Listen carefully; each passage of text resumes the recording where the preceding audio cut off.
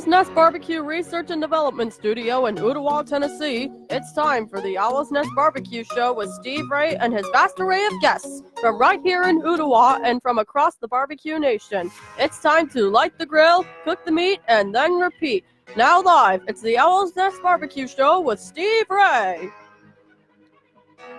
Hey, welcome everybody to the end of just a dismal, gross weather day, but we're going to put an exclamation point on it for you tonight right here on the Owl's Nest Barbecue Show, coming to you live from the High Top Studios here in Ottawa. We're brought to you by Steve Ray's Midnight Oil and Michelin Tires Direct. When you need tires, service, and gasoline, you need us. And by the complete line of Butcher Barbecue products, rubs, injections, grilling oils, and accessories. Trust your butcher. Make your next cook an epic one with all the products available from Butcher Barbecue. And, of course, they are available right there at my place, Steve Ray's Midnight Oil in Ottawa. I appreciate everybody joining us and everybody listening. We've got a fantastic show for you tonight. My friend, my co-competitor, a restaurant owner here in town, and World Food Championship finalist Shawn Causby will be joining us tonight in just a short while to go over his participation in the World Food Championships this past week in Orange Beach, Alabama. As you probably all have heard by now, Shawn finished 7th overall in the World Food Championship barbecue division. And folks, that's an incredible feat. And to think that he is from right here in the Chattanooga area just makes it even more such a fantastic phenomenon. Later in the show, we're going to have a little restaurant review. We took the family out to Jim and Nick's community barbecue over there at Hamilton Place, where the Fox and Hound used to be. And later in the hour, we'll be sharing some thoughts about Jim and Nick's community barbecue with you. But right now, we're going to go to the friendly confines of Skype.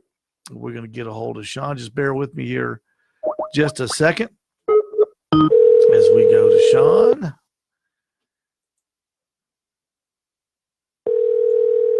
He'll be picking up in just a second. Tori, thanks for joining us. Valerie, Steve Wilson, Ken Chernak, Seth Bagley, Karen Boyd is with us. We appreciate you listening. Hey, Shawn, how you doing? I'm doing good. How are you? I'm pretty good. I think I heard the drive-through bell ringing over there at Choo Choo Barbecue. Is that right? No, we actually just sat down at a Mexican restaurant, and of course, right when my food was coming. Well, this wasn't like it was a surprise, Shawn. Oh, I know, but you think you got plenty of time when you go and you got an hour and a half, and then here we are. Oh, I know. We're talking with Shawn Causby, the owner of Choo Choo Barbecue, right here in Chattanooga. Of course, you know where it is, on East Brainerd Road. And Shawn, I was just telling everyone before we joined you that before we joined you for a Mexican meal that you finished 7th overall at the World Food Championship barbecue competition in Orange Beach. Tell us a little bit how you got there and how did it go when you got there? Well, I mean, you definitely, you go to win, but whenever you get there and you see all the competitors and how big it is, I know you went last year, so you got a good idea. It's kind of overwhelming, so I thought I'd never get to the end, which you knew you were going to be able to cook. You would have to cook lamb chops at the end, but, I didn't even bring a recipe with me, so I had never cooked lamb in my life. So it's a huge contest, and we ended up doing 8 contests on Friday and the IBCA on Saturday. And Friday contest, we missed our brisket turn in, so let's back up a minute. Let's talk about that. Now, the Friday contest was the eat contest, correct? Yep. That's the method that Mike McLeod and the folks at the World Food Championship put together, and it's the food is rated on execution, appearance, and taste. And explain to the folks listening, Shawn, how that is put together. And real quick before we go back to you, Shawn, I want to let everybody know that my daughter Emma is monitoring our Facebook feed tonight. So if you have a question for Shawn, do not hesitate. Put it on the Facebook roll, and Emma will get to it, and we'll ask Shawn your question as we move on tonight. But explain how the eat method works, Shawn, how the presentation is, and how much different it is than the way we normally turn in our food for barbecue contests. Well, you normally at KCBS and pretty much every other barbecue contest, including the IBCA, you turn in a styrofoam box, a 9x9. They do it on a silver platter that I think it's 13x9, if I'm right. Yeah, it's pretty close to that. And you got to turn in the description with your food. This was their first annual Eat Barbecue contest. Mm-hmm. And honestly, I hated it to begin with, but after we got done with it, kind of pushed the boundaries of what we normally do. And they said their reasoning behind doing it that way is to make barbecue a little bit more glamorous and put it out there in everybody, like the media's eye, where people start paying attention to it. Well, Mike McLeod, the president and originator of the World Food Championship, said, we cook all of this good food and then we turn it in a box where nobody can see it. Right. And he's right. It doesn't make any sense, does it? Well, that styrofoam box not glamorous either. So no, they're not at all. Trying to make it a little bit more glamorous because, as you know, the barbecue sport's huge. So putting it out there for the world to see. Well, tell everyone how that thing is presented and what you've got to do, because it's a fascinating process of what you have to go through just to present each protein. And please share with everybody what the three proteins were that you had to cook for the whole thing. We did pork butt, ribs, and brisket, and you have to present it on the oval platter, and you have to put a presentation portion on there, mm-hmm. and then you got to put 5 samples on there. And I'll tell you, I struggled with finding the right size plates, and I ended up just barely getting all those samples on there.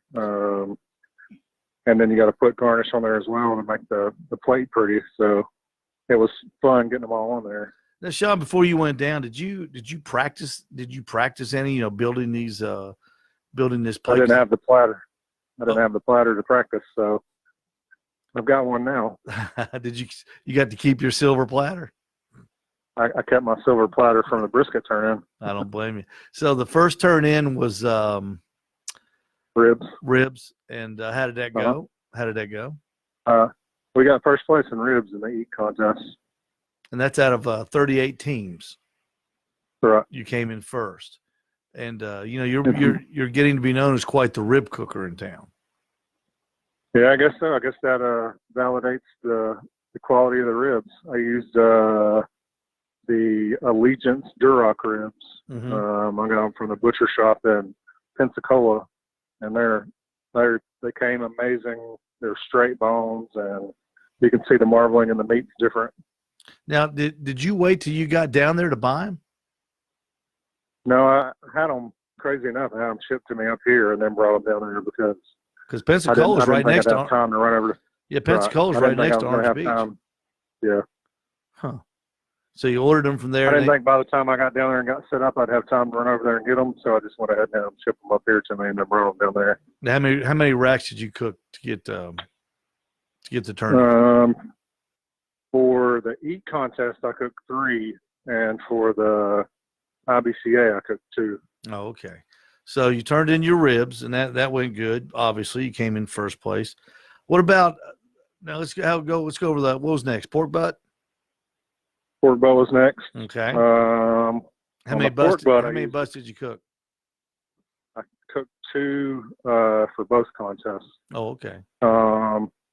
I only had 2 Compart Duroc is what I used on that one. Mm-hmm. And I ended up honestly, I went and bought the 2 of the Tyson pork butts from Walmart because I didn't have time to pick up 2 more. Yeah. And so you finished, And I think you finished with what, an 87 out of 100?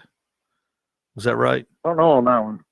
I think The way they score it, they just give you the scores. They only call top 10 in that. So right, but you didn't make the top. I didn't ever go back through and see what exact place. I don't think you made the top 10 in pork though, did you?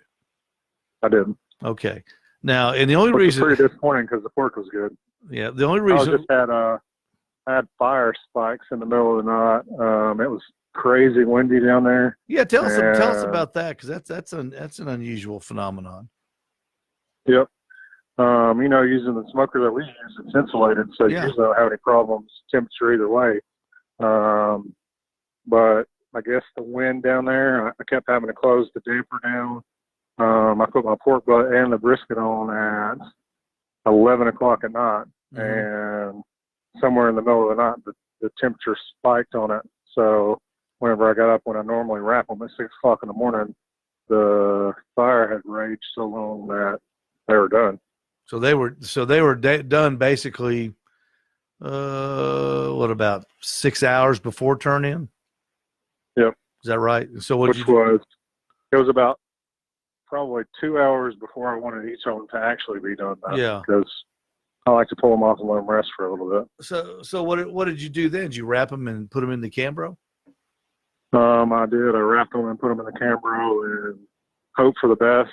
And they had a really good crust on them on the outside, so I really didn't get to use any of that bark. But the inside of the pork was amazing. The brisket was a little bit past what I needed, and so we didn't end up getting the brisket turned in, which we still would have gotten a score on it either way. But yeah, I think that hurt our chances of getting anywhere near the top 10 on that. But let's go back to the pork. When you pinned your pork, what temperature were you at when you woke up and checked it? It was 195. Okay, so you were happy. I like to get it around at 200. So yeah, well, it had a little bit of time to get there then, so it wasn't. Right. It wasn't sitting there looking like a crispy critter, though, was it? Right. Okay, and brisket, what temperature was it at? It was 205, I think, which is right about where I would cool it off. Yeah, I was gonna say that's right about perfect. It felt good when I probed it. It just had a really good set bark on it. So I would almost call it charred. Yeah. So I realized I didn't bring my electric knife blade, so I ended up having to slice it manually. And without that electric knife blade, I ended up not getting great slices, but I got slices out of it. Well, the thing about it is, though, in the world, in the way they turn in on world food, you can get away with, you can get it because you can lay the pieces flat on the plate, and you can get away with some imperfections, if you might, and because taste is weighted so high in that methodology, but let's talk about it. And the only reason I'm not gonna kid you about not turning it in, because I know it's not funny, especially when you're down there, because you did well. You did so well in the next one that we can forget about it. But because you had an hour and a half behind turn-ins. I could see being late, on a KCBS when you have just a half an hour. Well, but what happened? Honestly, whenever you turn it in on that silver tray, you got a whole lot more that goes into it. Getting it all decorated and nice and getting all the plate set. Right. So I didn't want to pull that brisket out until the exact last minute. And so it would still be warm. And in the middle of that, a crazy storm came through, and we were trying to take our easy up down. And I had my cousin down there assisting, and he tied the easy up to the back door, the little latch that you hold on to get into the door. Yeah. So whenever I went to go out the door to go to turn in, and the sad part is I was probably 10 steps away from turn in. So I was the closest one to turn in this turn in. So you were back there in that corner then. I tried to go out that back door, and I couldn't go out the back door. I had to turn and go out the front door, which that probably cost an extra 10, 15 seconds right there, and they're pulling the clock up as I walked over there. Hey, now Shawn, when you're turning in, did you get like 3 silver platters, or you don't have to go back and get another one and bring it back? Do they give you 3 separate silver platters to turn in so you can use them all and keep them all right there? Yeah, they give you 3 separate ones. Okay. So you missed brisket turn in by 15 seconds, right? Yeah, probably not even that much. Did you plead your case? Did you say come on now? You know, there's nothing that you can say to them. I mean, it is what it is. So I just turned around and did the walk of the shame back. The walk of shame.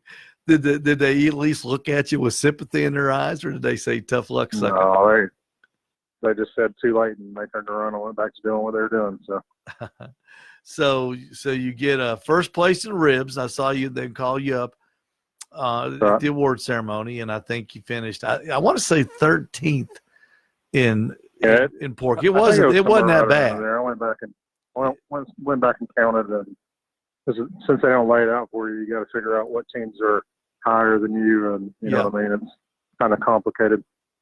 But it wasn't. It was you're in the upper echelon of pork as well, and so you got a big bagel on the brisket.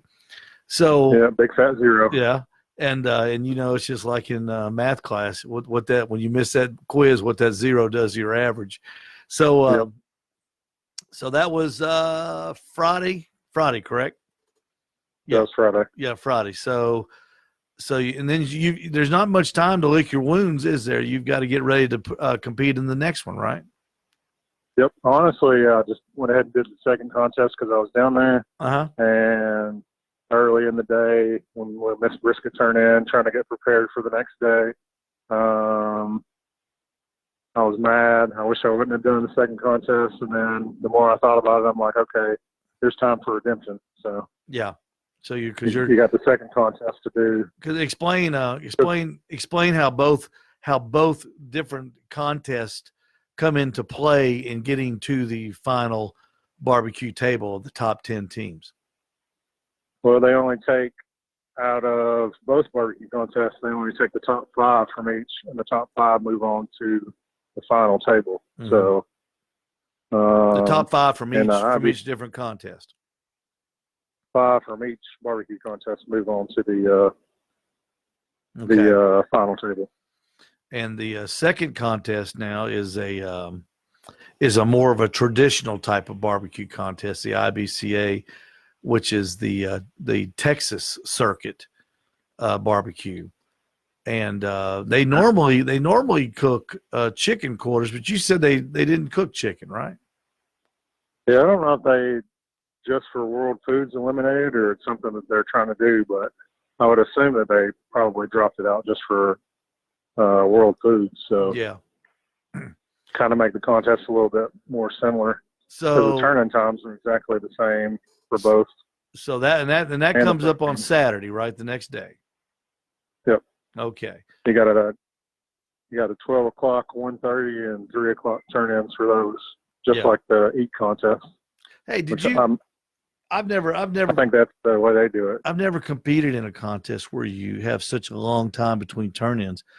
Is that good? Do you like that, or do you like it better like KCBS where they make you only have 30 minutes? I feel like an hour between time, that's plenty of time.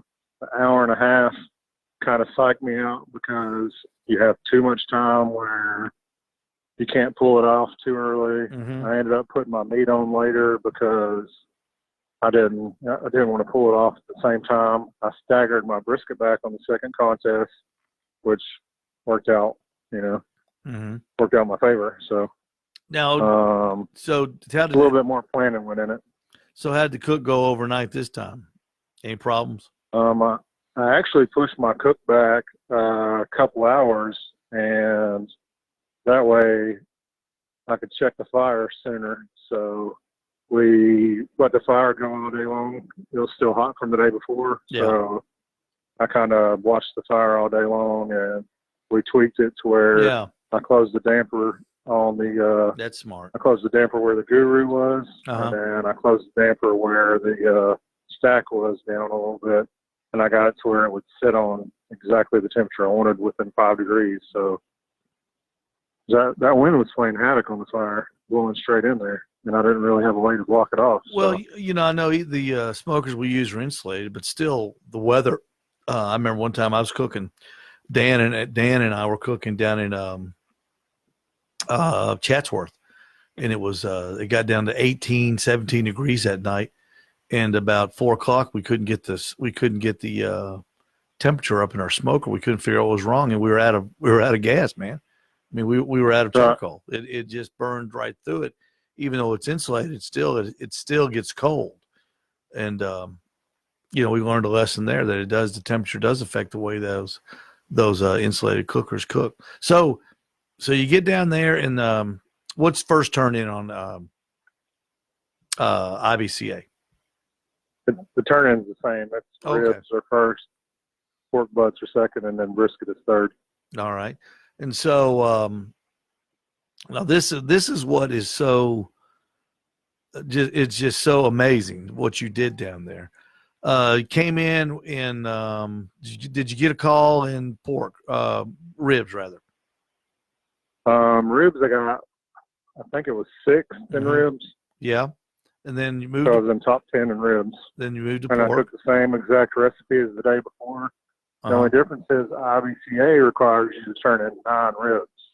And I didn't cook 3 slabs of ribs with this one, and I really should have, because you know how tough it is to get the 6 bones in. Yeah. It's KCBS sometimes. So Shawn, did they not give you a bigger box? No, it's the same size box. And you got to stick nine ribs in there. Wow. Yep. And you're turning it in a styrofoam box this time, right? Yep.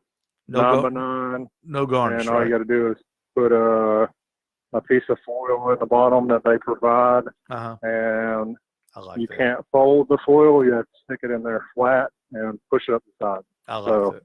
Did you like that better? Did you like that better? I mean, I kind of like the garnish in the box, but I mean, it takes down the hassle of worrying about what it looks like, as much as, you still want it to be pretty in the box, but yeah. I like it where it concentrates on the meat and the taste better. So that's what I like about it. It makes it a meat contest. And so we turn in our pork. And how'd you do in pork? Pork, I got 14, which the pork was outstanding. So I don't know if I got, maybe everybody's pork was good that day, but I mean, that's probably the best pork I've ever cooked. Well, what differentiates IBCA from all other contests is they don't use certified judges. They basically just pull people from the crowd. Yeah, people that want to eat, and I think that's a great way to do it. And did you know they can't touch the meat? They have to eat with a fork. I didn't know that. So that takes your brisket out of the range of pulling it, the pull test and the finger test and all that. So you also, with the ribs, I guess they have to be a little bit looser, because I was just getting ready to ask, how do you eat a rib with a fork? I guess you get a fork and a knife and just try to cut it off, huh? I feel like the Lord put a bone on there for a handle, so I'm going to pick up the bone. All right, so we get to brisket, and I'm assuming that the brisket cook went fantastic. The brisket was amazing. That was this weekend was my first time cooking the Wagyu brisket. I got the A9 Wagyu briskets, and Where'd you get that from? I got them from the butcher shop as well. Oh, okay. Now, how much? Share with the audience how much an A9 Wagyu brisket is. They were $168 and $179 a piece for about 14 pounders. Yep. They were one was 13ish, and I think one was 15ish pounds. So when you go to Costco and you go to Sam's, and you're paying $65 for brisket, don't complain, right? Right. Believe me, I whine about those $65 briskets, but no kidding. I mean, this one paid off, I guess. So because when you turned it in, and who got first in brisket in the IBCA contest? I got first in brisket in the IBCA. Now, you know, what that is so ironic. On the day before, you missed your brisket turn in, and then the next day you're cooking against people in a Texas style barbecue contest, cooking against Texans, people from Texas, and who do this style of barbecue all the time, and then you win it. That, to me, that is just that just, I would love to have tasted that brisket, Shawn, because I know it had to have been off the chain. I got some of it left in my refrigerator. Well, you should bring some out to the gas station. This is honestly too the only time I've ever sauced my brisket. I have never put sauce on my brisket before this, and I just figured I brought some sauce with me. I'll try it out. I tried it out on the Friday brisket, and it tasted good, so I put it on the Saturday brisket. Only a light coating of sauce. Mm-hmm. Well, it must have paid off. We're talking with Shawn Causby, who competed recently down at the World Food Championships at Orange Beach, Alabama. Shawn finished 7th in the barbecue final table, making it to the barbecue final table, which in and of itself is just an incredible feat. Finishing 7th is fantastic, because you're literally cooking against some of the best cooks, not in the nation, but in the world. Teams from Germany, teams from Canada. It was a German team that won. Yeah, that's what I was going to point out, that the team from Germany won the contest. If you have a question for Shawn, you can put it on Facebook. And my daughter Emma, are you still awake over here? Yes, there are no questions. There are no questions yet. You can join, and if you want to ask Shawn a question, put it in the Facebook roll, and Emma will be glad to read it out to Shawn so he can answer it. So you go to the final table, and you've got to be, I don't know, I'm going to say nervous, but concerned, confused. I know you called me from the Publix when you were shopping. I don't know why you're asking me for pointers. I've never cooked a lamb, or what was it? A rack of lamb, or a lamb chop? Lamb chop. A lamb chop. Yep. Now, they look like little tiny lamb T-bones. Did they have a bone in it? Yeah. Okay. They were. They had a little T-bone in it, just like a steak would, little tiny lamb chops. And that's what everybody got that to cook. Is that correct? Yep. I ran into 2 of the competitors while I was there. Tina Ken and her husband Bobby were there. Yeah. Shopping at Publix as well. And then Malcolm Reed, which is How to Barbecue Right, he was in there, Killer Hogs.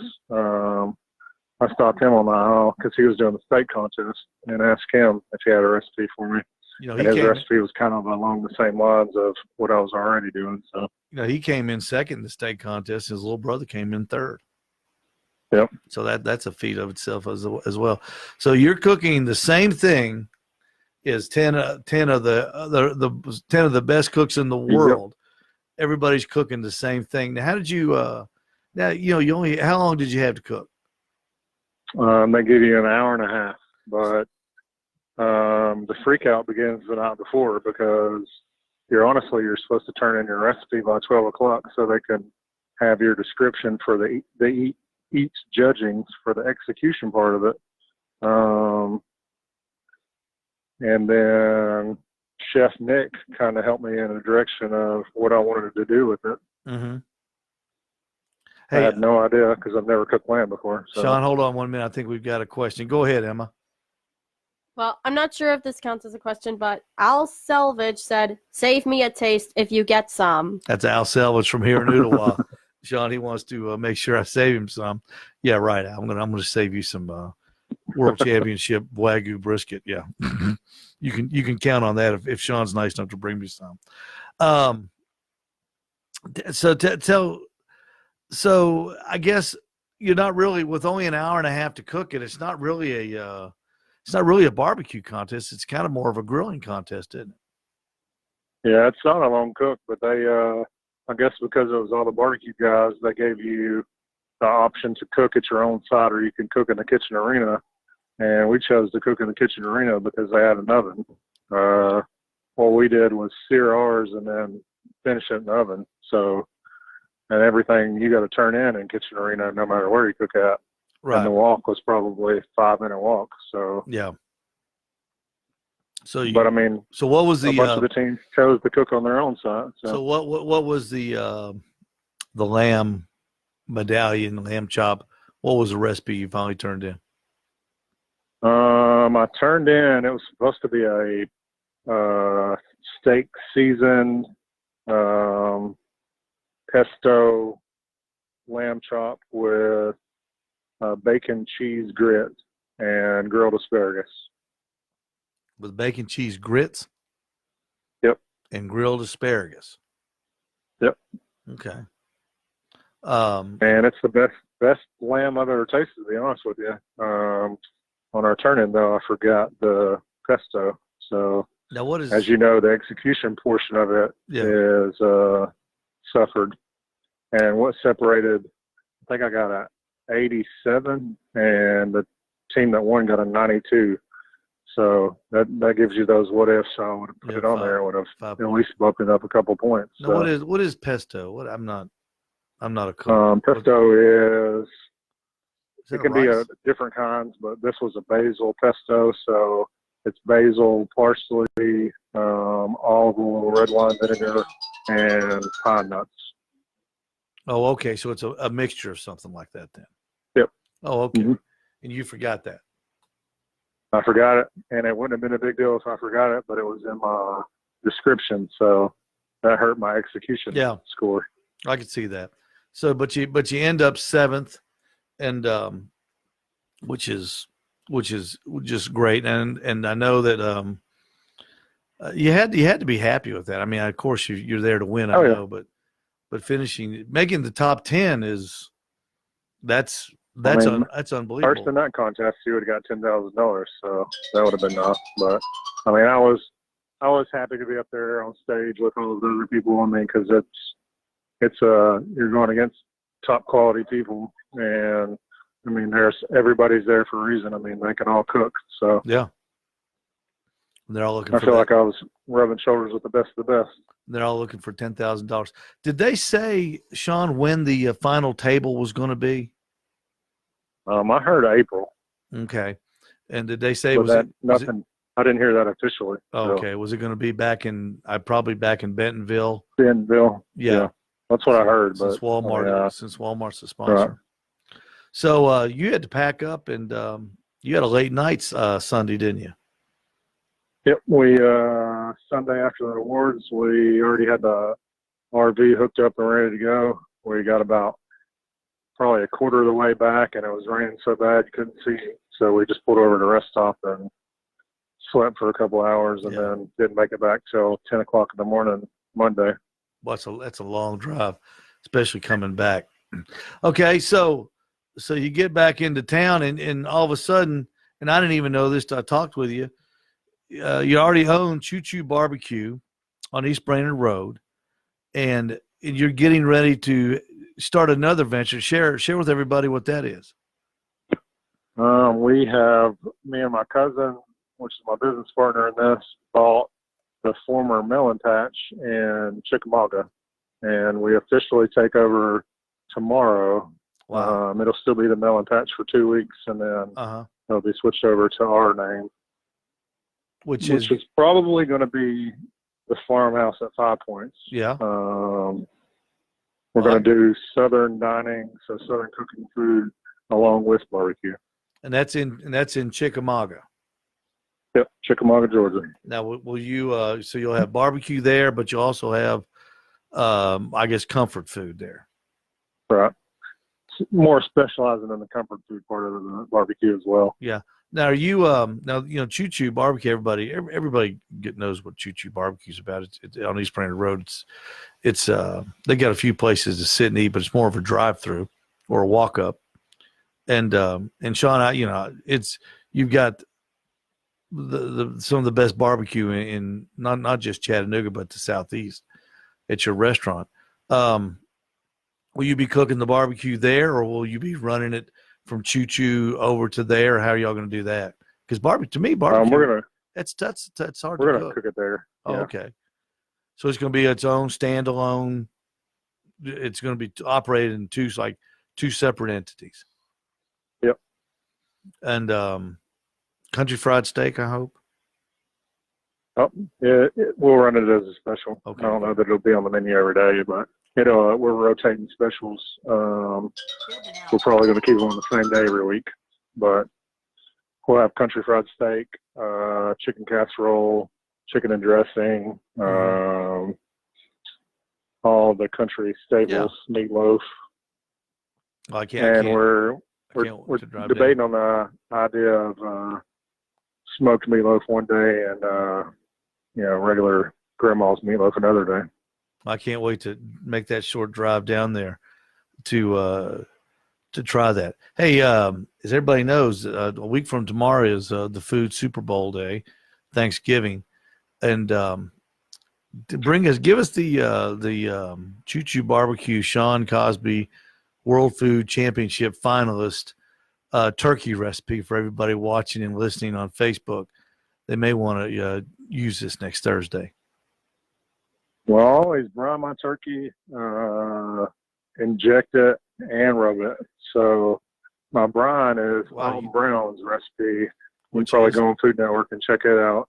It's sugar, salt, water, peppercorns, and I believe it's clove goes in there. Mm-hmm. And you get it to a boil, and so all the sugar and salt dissolve, and take it off and put it in heavy ice so it cools it down. Stick the turkey in there for about 24 hours. You pull it out and rinse it all off. Make sure all of the brine's off of it. I inject it with the Tony Chachere's garlic and herb, which I'll probably end up using Butcher's this year. Yeah. And then I usually rub it with a mixture of a krill season and a barbecue rub. And I let it sit for a little while and then smoke it overnight. So, and what temperature do you smoke yours at? I keep it about 250, and it runs. I usually put it on at 11 at night, and I take it off at 9 o'clock in the morning. Wow, that long? Yep. And it doesn't get overdone. Nope. I do it on a big green egg at the house, and I think I don't feel like it gets as hot, to be honest with you. So yeah, it stays right there in that 250 range pretty well. Let me ask you something, Shawn. Does when you smoke yours, does yours get that real dark look, or does yours stay that golden brown? Because that's the one thing I don't like about a smoked turkey is how dark it gets. Because this year I'm really going to try to keep mine light. And I'm going to share an idea with you here in just a minute. I'm going to ask you if you think it's going to work. But how does yours do it? It definitely gets a little darker than I would want it to get, but I mean, you're not getting heavy smoke because I'm smoking with lumped charcoal and I put wood chunks in there. So after those wood chunks are gone, then so is the smoke. And I don't wrap it. So whenever you wrap it, it usually takes the smoke away from it.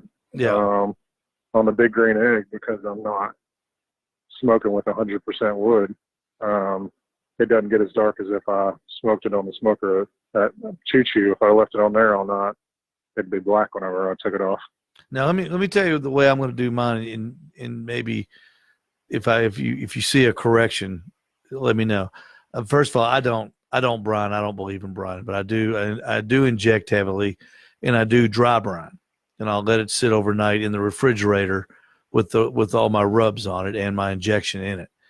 And this year, what I'm going to do is I'm going to put it in one of those oven roasting bags, and I'm going to cut slits in that bag so the smoke will penetrate the turkey, but I don't want it to get real dark. And I'm thinking, I haven't tried it yet, but I'm thinking that bag will prevent it from getting dark. What do you think? I think if you could keep the bag off of it, it might be a good idea. But if the bag sits on it, the skin's not going to get any smoke at all. Yeah, I have to watch that. Have you ever tried brining? Yeah, I've tried it. I've tried it. I'm just not a believer in it. I just don't think it. I think the skin on a turkey's so tough that it doesn't absorb it. Well, Or it gets down in the meat, so Yeah. I think it makes a juicier turkey for sure. I think when you inject it, it does. Well, maybe we need to have a turkey contest, huh? Right. That sounds like fun. So when I love smoked turkey. oh yeah, I love turkey. I like turkey about That's any the only way way. I want to eat it. Look, I'll eat it out of the oven. I'll eat it smoked. I love turkey. So when you'll take over the melon patch on what day? we take over tomorrow, but as of for the first couple of weeks, we're just hanging out with them and transitioning. So it will honestly, it'll be 2 weeks from today is when the name will change. And, Yeah. we'll be taking it in our direction. So. Well, congratulations on that, Shawn, and again, congratulations on a great performance down at the World Food Championships. I think it being at the final table, I think you get an automatic bid back, don't you? Yeah, that's what I was told. Yeah, you should. One of the other competitors said the top 10 get an auto and buy it back. So yeah, you should. Okay, before we go, Shawn, we're going to do a real quick Owl's Nest Barbecue Show lightning round. All right, are you ready? Sure. All right. Favorite chef? Nick. Chef Nick Thiers. All right. Favorite food to make? Definitely barbecue. Favorite food to eat? We'll have to go with barbecue on that as well. Okay. Favorite knife? I use the Wusthof. Okay. And the worst thing you ever had to eat? Probably McDonald's. That's a good one. Shawn Causby, thank you so much. We appreciate your time, and we appreciate you telling everybody the whole path you took and what you did when you went down there. Now get down there and enjoy your Mexican meal with your family, okay? All right. Have a good night. All right, Shawn. Thank you so much, everybody. Shawn Causby, live on the Owl's Nest Barbecue Show. Emma, I know you're trying to get back to bed or go down to you can shag out now. Thank you so much, sweetheart, and my daughter. Thank you very much for letting me spend some time here, Mr. Ray. You're welcome. We appreciate you. Hey, real quick, I want to tell you about the Butcher Barbecue products, the complete line of rubs and injections, grilling oils, and accessories. You can trust your butcher. Make your next cookout epic with products from Butcher Barbecue. They're available locally at my place, Steve Ray's Midnight Oil in Ottawa. And I want to just show you real quick what we've got. We've sold several of these, but we have about 12, 14 left. This is the Butcher Barbecue Bird Booster Holiday Kit. Folks, everything you need to get your turkey ready for next Thanksgiving is in this box. It's only $14.95. It comes with enough injection for a 16 to 20-pound turkey. It even has the injector and needle with it. It has hickory seasoned salt, and it has a zip top bag where you put the turkey in, where you can let it sit in the refrigerator overnight while it absorbs the flavors of Butcher Barbecue seasons and the hickory seasoned salt. It's called the Bird Booster Holiday Kit. It is available at my place, Steve Ray's Midnight Oil in Ottawa.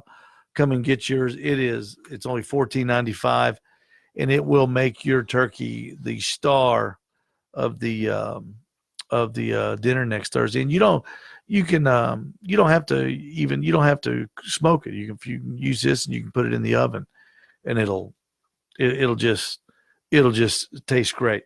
All right, I want to do a little thing. We're going to introduce something this month. We're going to once a month we're going to try a different barbecue contest, or a bit different contest, a different barbecue restaurant here in Chattanooga. And then we're going to once a month we're going to come back here and we're going to kind of give you a rundown on what they have and how the food was. And this Sunday we went over to Jim and Nick's community barbecue over at Hamilton Place. It's where the old Fox and Hound used to be.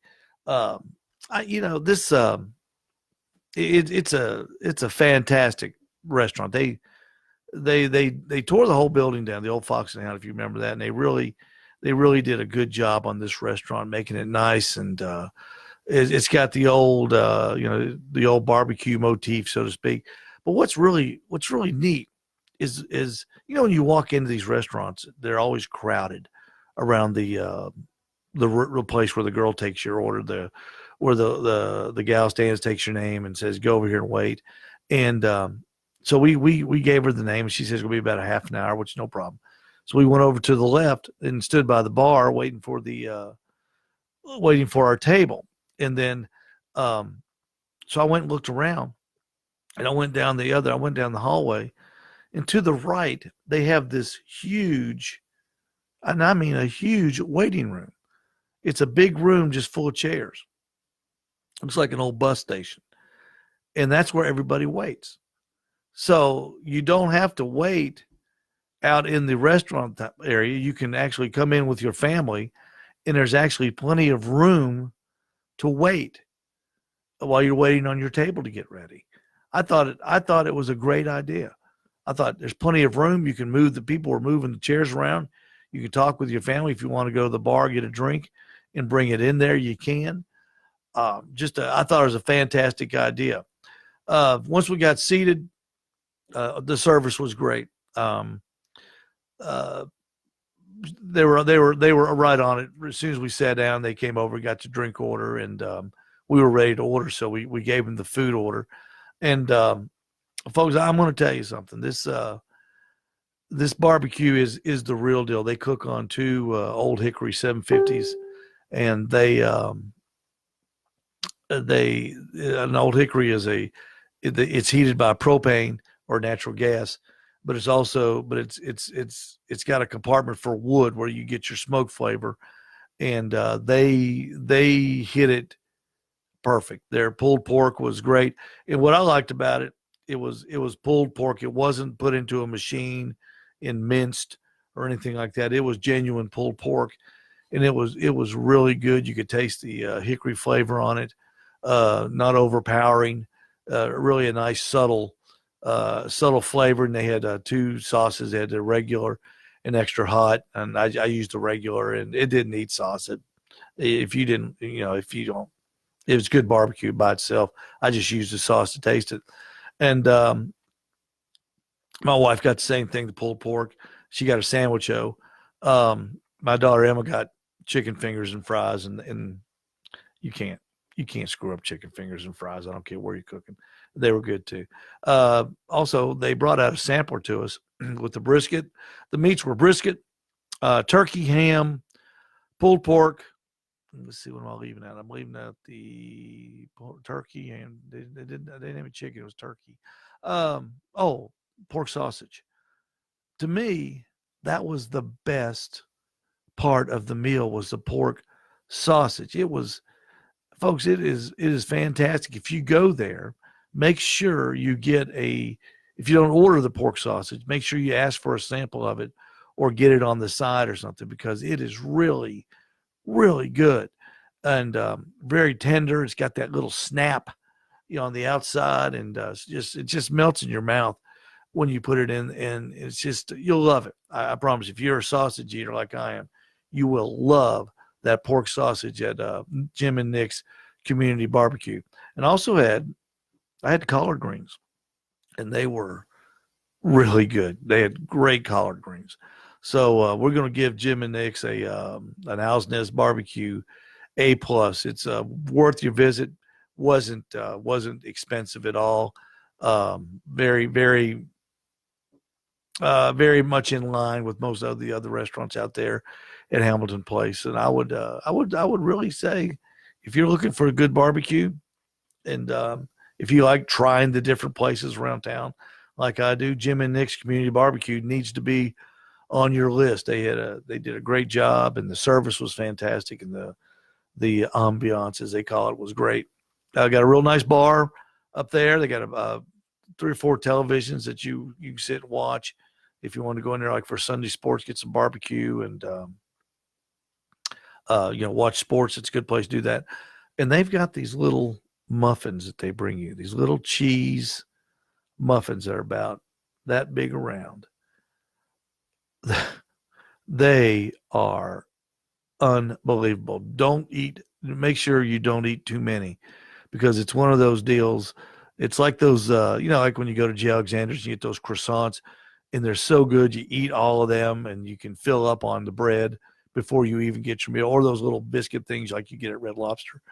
These little cheese muffins are fantastic. So, but just make sure you pace yourself and don't eat too many, or you'll be too full at when they bring you your barbecue. So Jim and Nick's, it's a plus. They did a good job, great service, and great food, and they'll be around a long, long time. Shawn Causby, thank you so much for joining the Owl's Nest Barbecue Show and playing along with us. We really appreciate it. Next week we'll have another great show for you right here on Facebook Live at 7 o'clock on Thanksgiving Eve. We'll have some special guests throwing out their turkey recipes to you. So if you're one of those late planners and you need some information, by all means, tune in next Wednesday night at 7. We'll have kind of a lightning round of turkey recipes for you. So until next Wednesday, everybody, please drive carefully in this rain, in this cold, and we'll see you next Wednesday at 7 o'clock here on the Owl's Nest Barbecue Show.